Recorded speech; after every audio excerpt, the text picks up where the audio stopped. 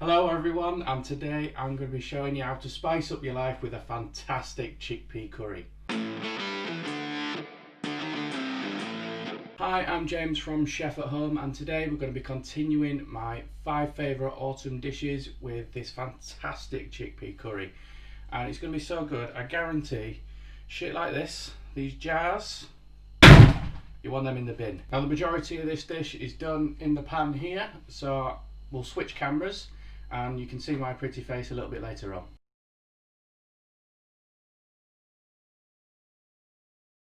Okay, first things first, got some oil heating up in the pan there, just on a medium heat, and some nice chunky onions going in there. And just start to sweat those off. They're not colouring, they're just softening. The difference in sweating and frying. Bit of garlic, gram masala, dry coriander, and cumin, a little bit of ginger, and a splash of turmeric. You could add some chilli as well here, cardamom, all sorts of herbs and spices.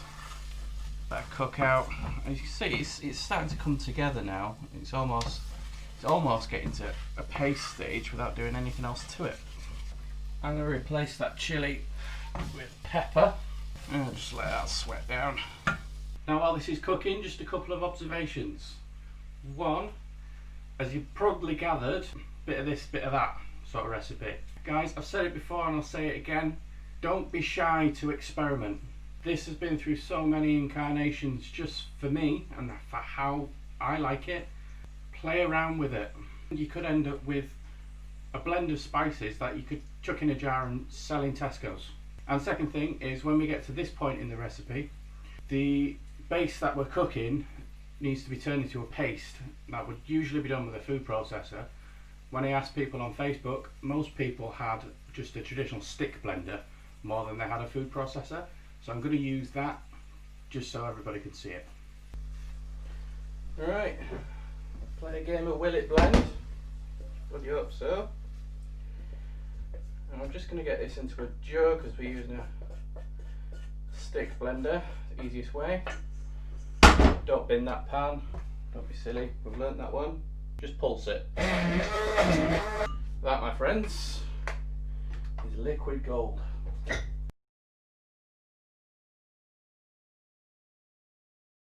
Alright, so the hard part's done. Diced peppers, using the yellow ones, a bit sweeter. Dice them up so they're a similar size to the chickpeas. So chickpeas in. Just let them absorb that. Oh, you can see the colour already. Just letting them absorb all that flavour up. Look at that. Clean the pan as well. Makes my life a little bit easier later on. In with the paste.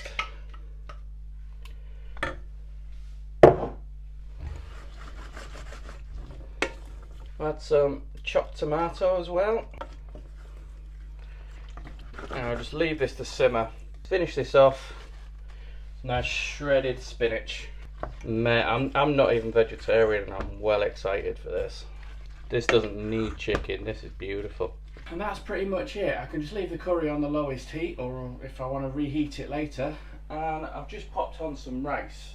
Now, rice is a bit of a contentious subject for some people. Bloody no, God knows why. I just go with the 2-to-1 method. 1 measure of rice to 2 measures of water. I don't really strain it because I like the starch and how fluffy it is, but I'll leave that up to you. Couple of bonus tips here. I tend to saute off a little bit of diced white onion in some butter, then add the rice and the water, just a little bit of extra flavour. Put some veg stock in there as well, that would be beautiful. And the second thing, if you do like bread with your curry, have a look at my lamb kofta recipe. In there I make a flatbread, which is just flour and yogurt. It's so easy and it would be perfect with this. Okay, so that's my rice and my curry cooked. I've just got one more thing left to do just to finish this off, and that's just add a little bit of yogurt. Probably make it a little bit more cormery, I guess. You could add coconut if you wanted to. Right, we're just going to do some chefy things and plate up.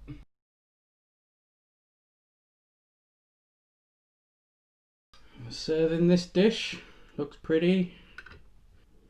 Bit of rice. You see there, we're not rinsing it afterwards or anything like that. It's so nice and fluffy.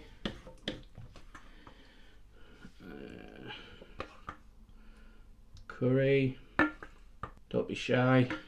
And then just finish that off, a bit more chopped spinach.